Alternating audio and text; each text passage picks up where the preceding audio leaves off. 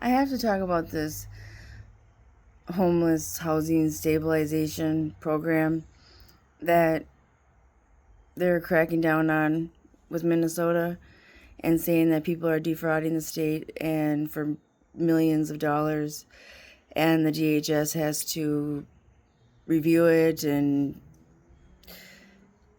it's a crock of crap. I used to be a business consultant 10 years ago. It used to be called GRH, and what it would do is the county would put out a need for proposals on saying we're looking for this, whether it was somebody to create a building or create some sort of whatever they were looking for to help individuals or to house people. So, for instance, if people had apartment buildings, they wanted, to people to basically rent apartments and put individuals in there and make sure that they were being taken care of so that they weren't homeless. And whether they were uh, had like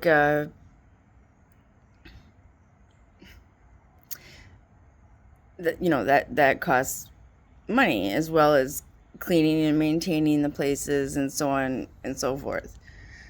So the counties would say, this is what we're looking for. You would write a request for a proposal, and the county would approve them.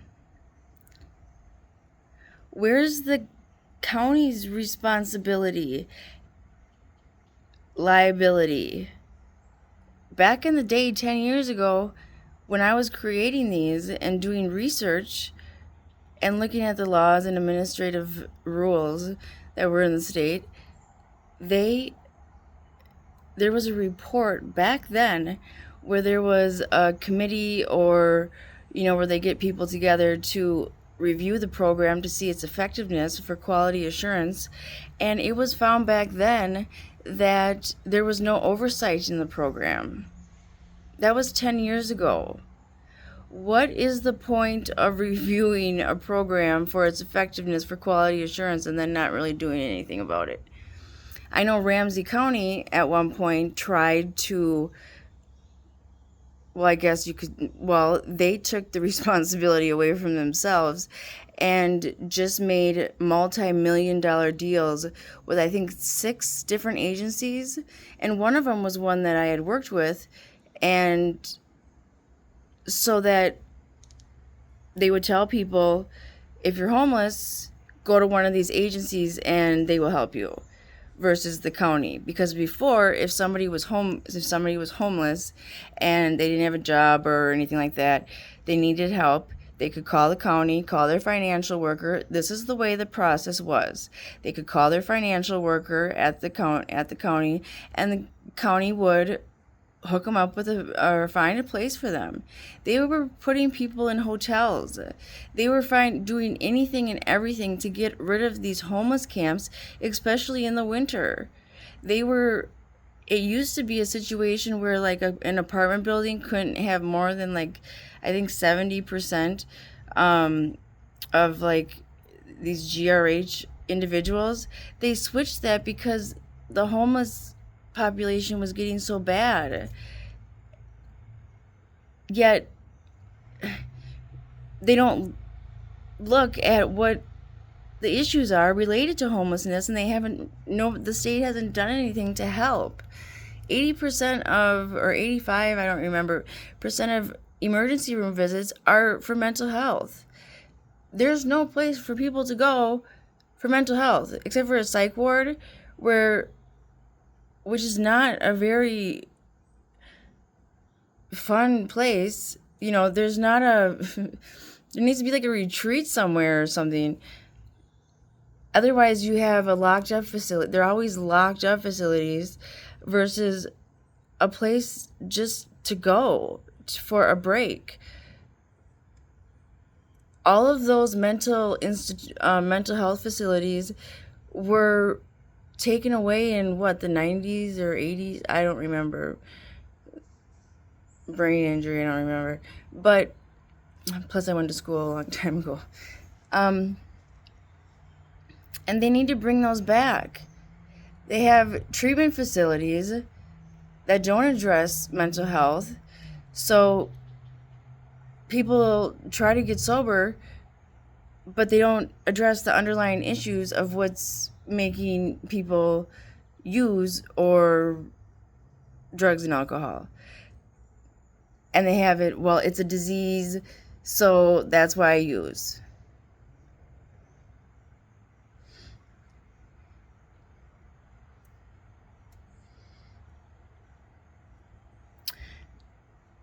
And mental health is just completely ignored and given a bad name, and it has such a stigma where people are then labeled crazy. And nobody wants that. It is, especially in some cultures, you deal with it within the family and you don't talk about it and you don't go see a therapist, especially since there's a lot of bad therapists out there. When I was a therapist, people would say, "Isn't it difficult to listen to people's problems all day?" And I had more problems with the other providers than I did with the,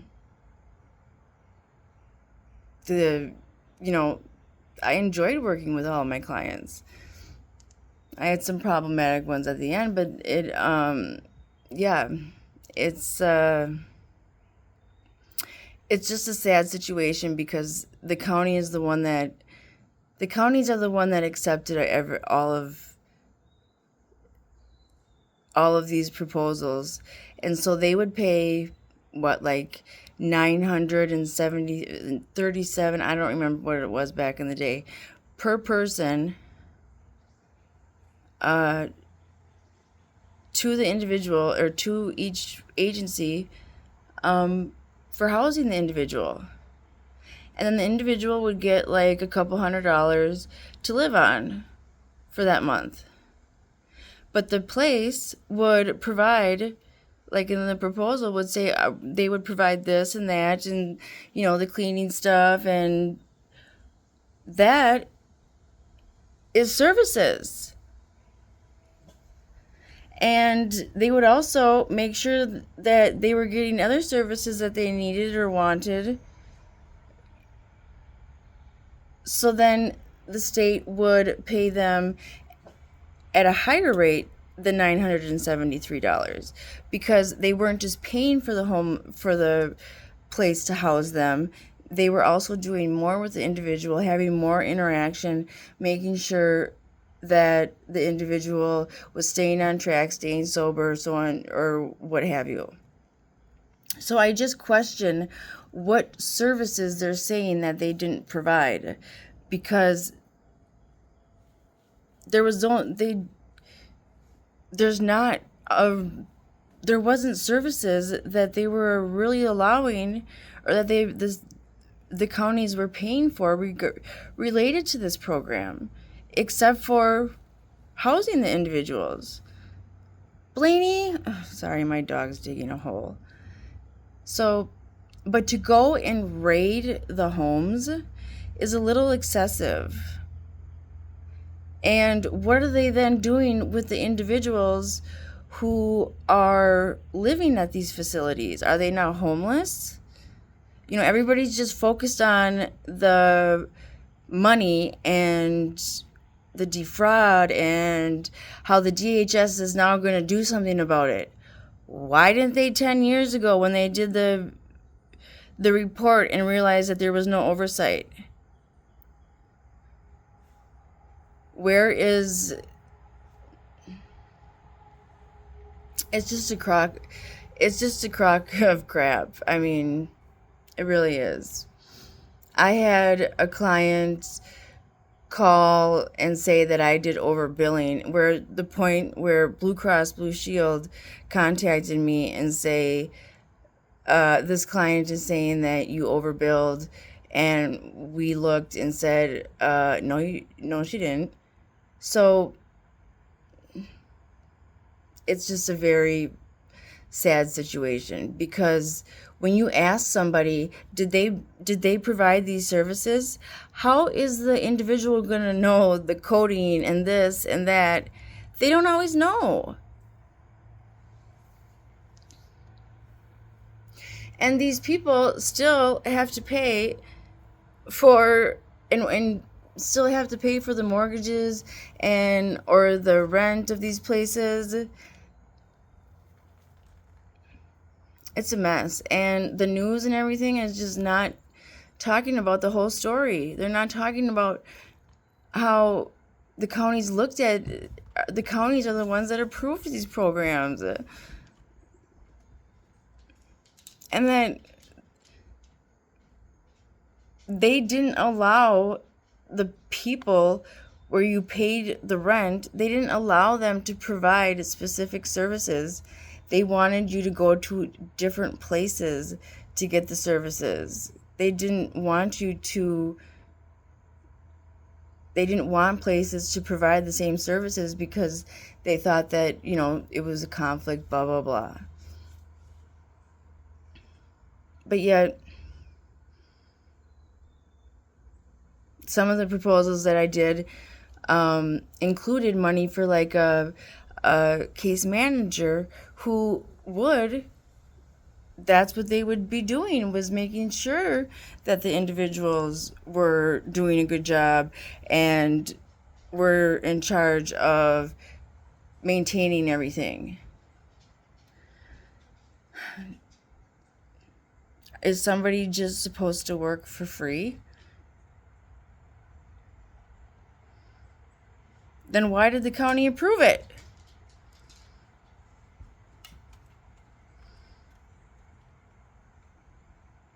I wish I could find that report. I bet you I still have it.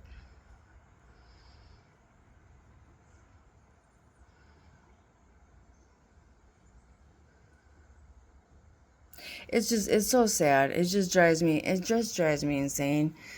The way that the DHS is just the Department of Human Services, the way that they do things and when they create programs is so vague that they don't even give the individual. I've created many different programs under the Department of Human Services, like ARMS, day treatment programs, adult day care centers. I don't even remember. It was a long time ago. And they each have certain things that you need, applications and policies and procedures and this. And it's a lot of paperwork.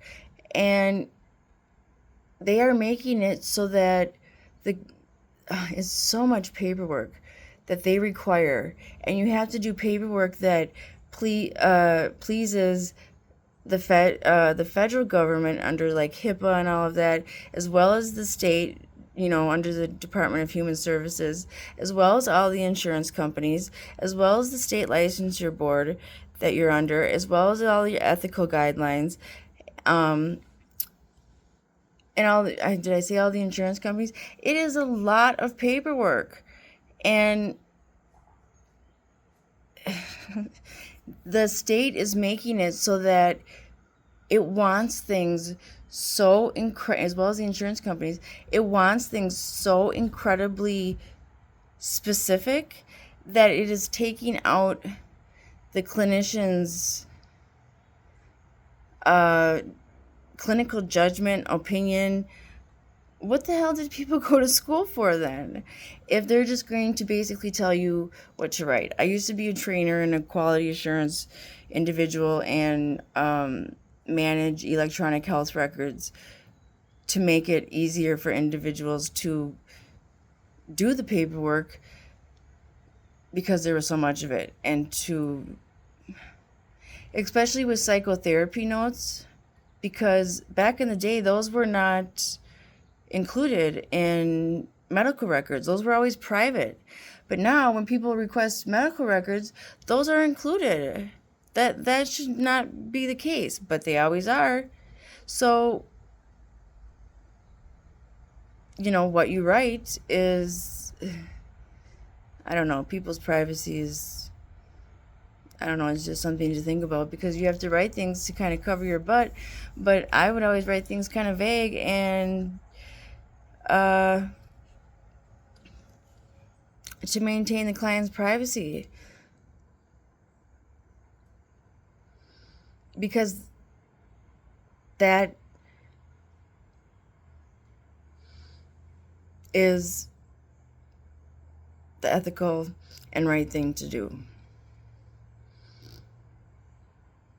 Just because everything changed to electronic in this new age and for everything to be easier, and but it's not. Just because these places, they, Health Partners was, I think, the first one where they create these buildings and they have everything that you need. You can get a dentist, you can go there, you can chiropractor over here, x-ray over here. But you think that they all communicate and talk to each other? I've had people that are right down the hall from each other not talk to each other, although I'm not at Health Partners. I think they're a cult, actually. Sorry, Health Partners. But if you don't work in their buildings, they will not let you be a provider. Yeah, it's very difficult to be in network with Health Partners. Um, I remember when I was trying to get in network with a lot of these places. For instance, I remember it was Blue Plus one year was like, nope, I'm not going to, or they would deny everybody and say, nope, we have enough providers in that geographical area. Well, do you have good providers? Because I have expertise in this area where nobody else does. If you Googled narcissistic abuse recovery, I was the, I was the first thing that came up. I didn't pay for that. I had people from all over the state come to see me. But yet you don't want me to be in network. But then Blue Plus decided one year that it didn't want to be involved with Medicaid, and so it pulled out. And that's when UCare, I think, came in, at least for the area, and everybody, all the places went to UCare, all the individuals went to UCare or Medica.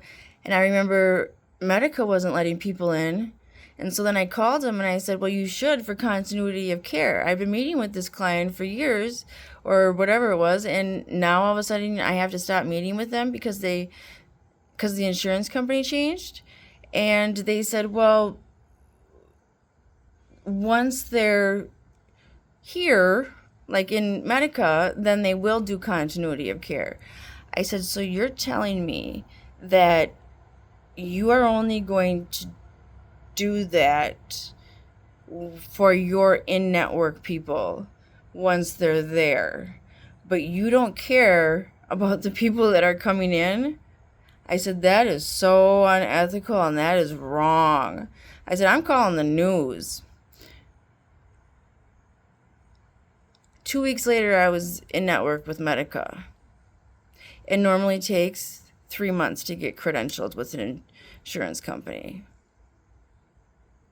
That is how difficult and messed up it really, really is. And, I had a client that got me in network because they didn't take my licensure, but the client was like, well, I want to meet with her. She knows more than I think a lot of PhDs. And so it got me into one union, a big union that normally didn't take my licensure. And so I was the only one that was in there.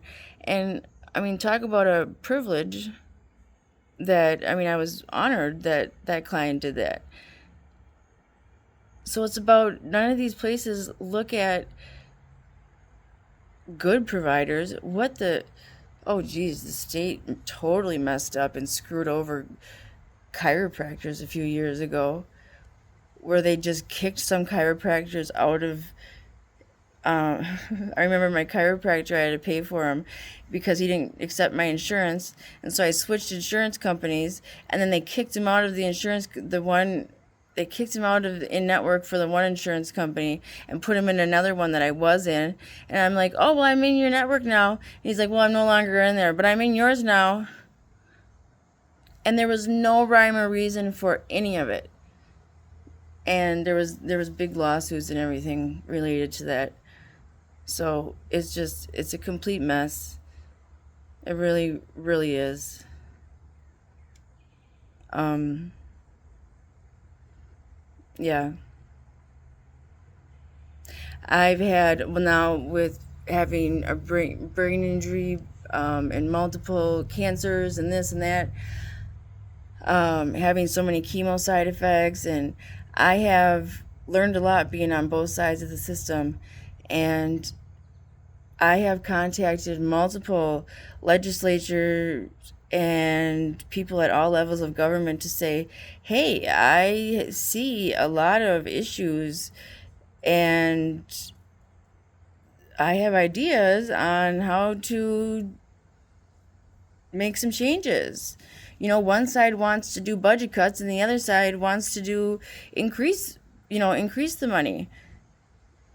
Yet I see clients get $4,000 in emergency assistance and blow it all and lose the place, and other people get denied for 1,000 when they're actually working really hard, or people who are not even on the system or in the system or receiving any benefits asking for daycare so that they can work and get denied. It is messed up. So maybe having somebody come in and look at where the money is actually being spent so that the government doesn't lose trillions of dollars and not know where it went like it did the federal government did. But no, that's out of the question apparently. So to me, it's the counties that really kind of dropped the ball uh in this area, because they did do a review. And um but then again, the community was all complaining about these homeless camps. So what were they supposed to do? They had to find. I mean, I remember one lady from the county. She's like, "What can you do? What can you do?" Um, they were putting two people into an apartment, and then people didn't want to do that, and so then they were putting one person in an apartment, and then they were trying to lower the amount that they were giving people, so it wasn't, people weren't making so much money. I mean, they have tried to make changes.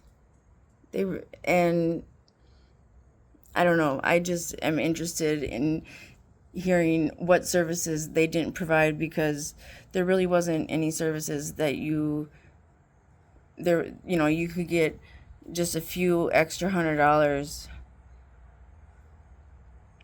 Otherwise, they snubbed their nose at the places providing services, if they were housing the individuals. And the DHS should have picked up on that by seeing that they're paying these individuals for rent as well as for the services. Why wasn't that caught? Especially knowing that there was no oversight with this homeless program. And it wasn't created in 2000. That's when the name changed. It's been around for a very long time. And it was much more expensive, and a lot more money was wasted prior to 2000, because 10 years ago is when they did that program, or they did that review where they said that there was no oversight. But they're not going to talk about that. They're only going to go back to 2000. And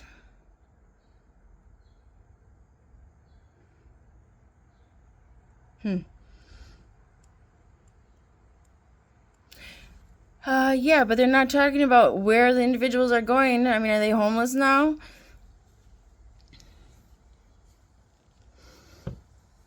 Are they going to have a different owner come in and take care of the individuals? Or Like, what are they doing? What is the response? Instead of just always talking about the problem, nobody ever talks about the solution. So I present, hey, here's a problem.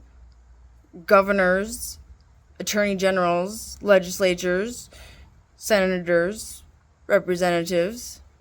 Here's the problems, and here's some solutions. And they never listened. So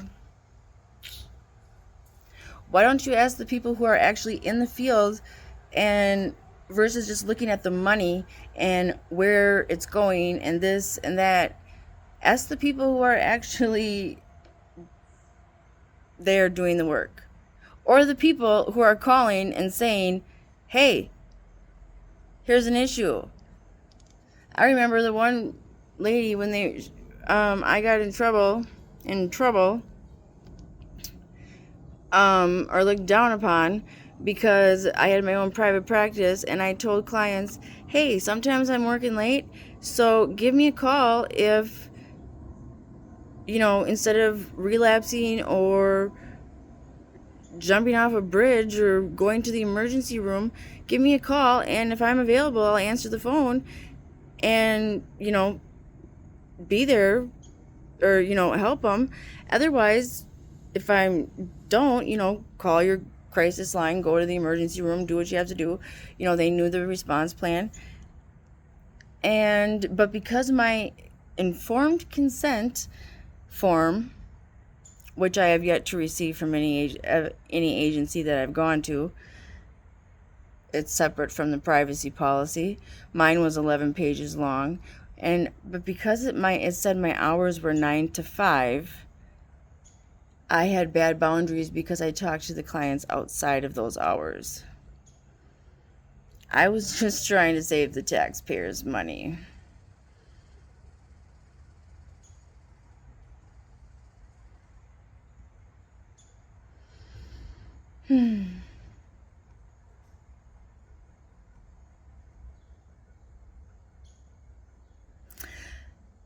But I worked different hours all the time. I couldn't change. Every time you would have to change it, and then I would have to change it all the time, and then I'd have to give a new copy to the clients and then have them sign it. And that is, again, more paperwork, and it's a lot. And again, I never received that document from any mental health agency, big corporation, small corporation, what have you. Never at all. Not to mention, when I had my double mastectomy for breast cancer, the insurance company billed, or the place billed the insurance company $104,000. But the insurance company only paid $4,500. If that was an individual that didn't have insurance, they'd have to pay the full $104,000. So people balk at Obamacare, but that's one thing that it did do, is force people to get insurance, and people didn't like that, but that was so people wouldn't go in debt off of medical bills on having to pay that 104, because the places, I how much you're going to get paid by these insurance companies before you bill, but yet I just came up with a rate, and I didn't even know it, but the insurance companies would have paid more. But I felt comfortable. I didn't bill more because if I had a private pay client, I didn't want them to have to pay more.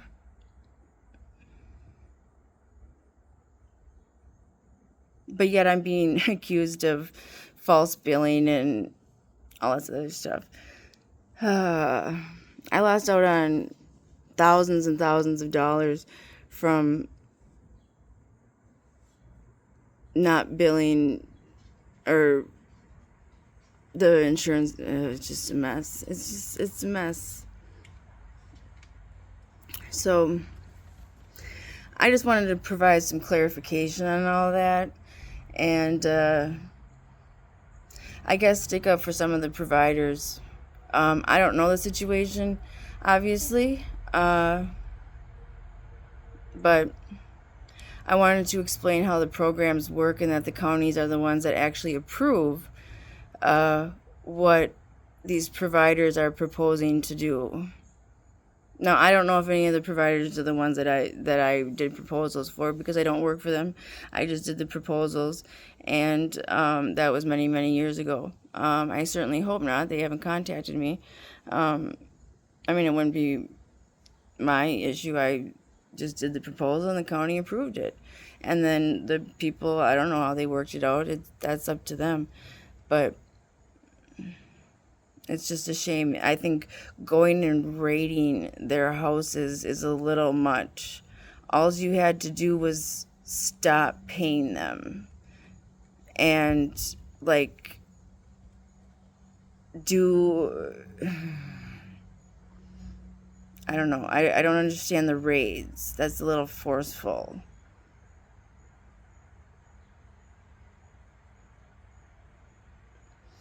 Mm.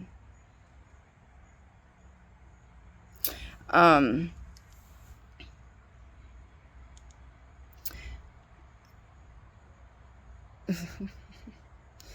it's.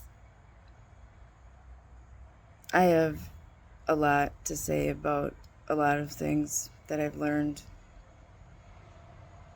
Let's just say that Minnesota politicians have been pretty busy dealing with focusing on things in Washington, trying to become president, vice president, going all the way back to Pawlenty.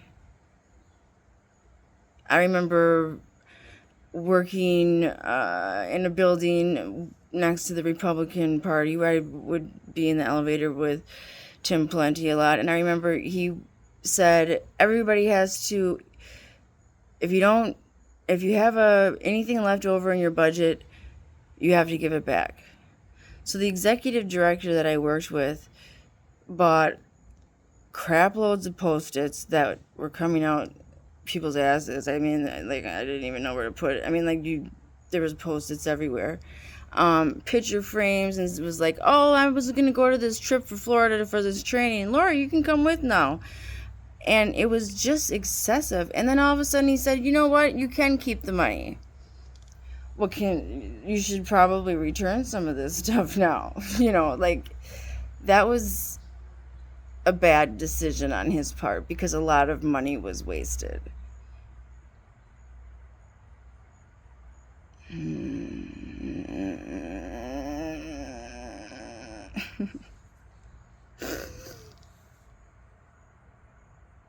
And then I remember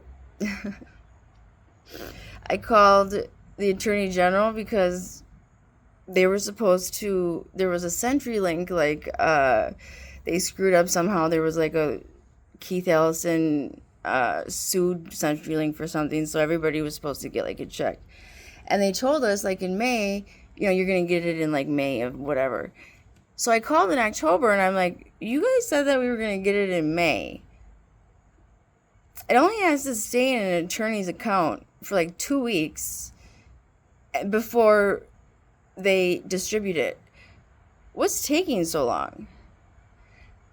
That's a lot of money that's sitting in somebody's account collecting interest. Who's going to keep that interest? Is that going to go to the consumers, or are they keeping that interest? The person said, good question.